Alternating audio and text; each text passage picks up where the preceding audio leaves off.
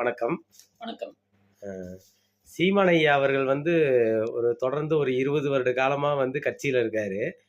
இன்னும் அவர்னால ஒரு முதலமைச்சருங்கிற ஒரு பதவிய எட்ட முடியல. அதுக்கு என்ன காரணமா இருக்கும்னு நீங்க நினைக்கிறீங்க?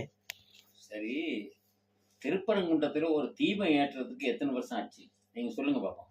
அதுவும் கிட்டத்தட்ட இதே வருஷம் ஆயிடுச்சுங்கய்யா.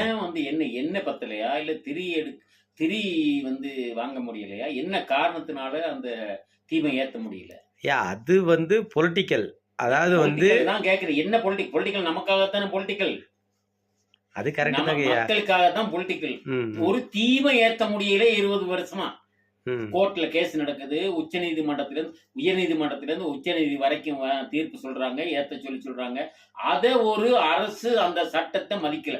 அதாவது நீதிமன்றத்தின் தீர்ப்புகளை ஒரு அரசு மதிக்கவில்லை என்றால் நிச்சயமா அவங்களும் குற்றவாளி தான். நாம எல்லாரும் என்ன சொன்னா நீதிமன்றங்கள் சொல்ற தீர்வை அதை ஏற்றுக்கொள்ள வேண்டியது இந்த நம்மளுடைய பிரஜைகளின் உரிமை. அதை அவங்க செய்யலைன்னா, அரசே செய்யலைன்னா அது தவறுதான், குற்றம்தான்.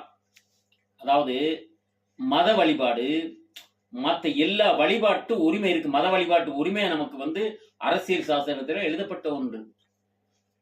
எல்லாருக்கும் எந்த மதமும் கடவுள் வழிபாடுகளை வழிபாட்டு தலங்களை அவங்க அனுமதிக்கணும்.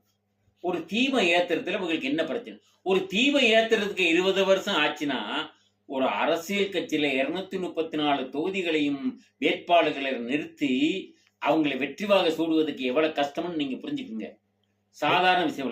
ஒரு தீபம் ஏத்துறதுக்கு இவ்வளவு நாள் செலவு பண்ணாங்கன்னா, இந்த நாட்டை எப்படி ஒரு ஒரு பொன்னுலகமா மாத்துவாங்க?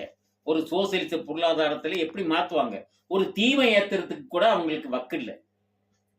அந்த ஒரு சின்ன விஷயத்தை நீங்க சிந்திச்சு பாருங்க. வேற ஒண்ணும் நாங்க சொல்றதுக்கு இல்ல.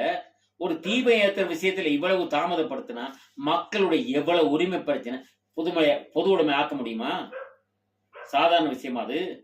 அப்படி இருக்கும் பொழுது ஒரு சீமான் 234 தொகுதிகளில் வேட்பாளர்களை நிறுத்தி அவர்களுக்கு அவர்களுடைய கோட்பாடுகள் எல்லாம் சொல்லி பணமே கொடுக்காம, ஏன்னா இவங்கெல்லாம் பணம் கொடுத்து பழக்கப்பட்ட இடத்துல பணமே கொடுக்காம வச்சு ஒரு வெற்றி பெறுறது சாதாரண ஒரு சாத்தியமான விஷயமா?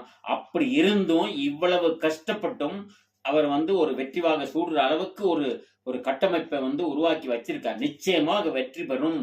அதுல எந்த வித மாற்றமும் இல்லை. இதுல உங்களுக்கு எந்த விதமான சந்தேகமும் வர வேண்டியது இல்லை. அடுத்த கேள்வியை நீங்க கேட்கலாம். வணக்கம். இதோட முடித்துக்கிறேன். ஓகேங்க ஐயா. அடுத்த இதுல நம்ம சந்திக்கலாங்க ஐயா.